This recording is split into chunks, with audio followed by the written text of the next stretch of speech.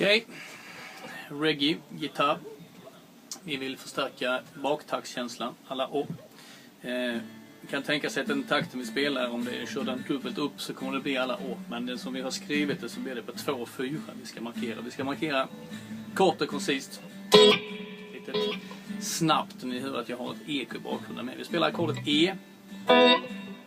Vi spelar ackordet A. Och B. Sen ingår även D, men den tar jag på slaget 1.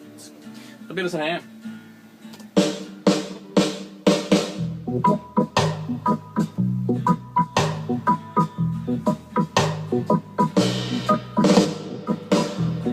I can see clearly now the rain is gone.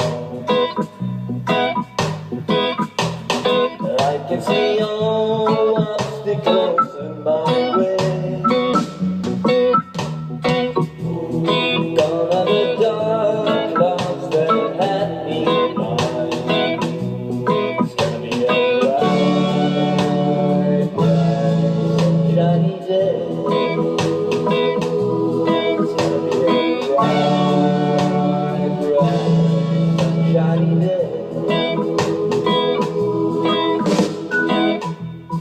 I can see clearly now the rain is gone. I can see all obstacles in my way. Gone are the dark clouds that had me blind. It's gonna be a bright, bright, sunshiny day.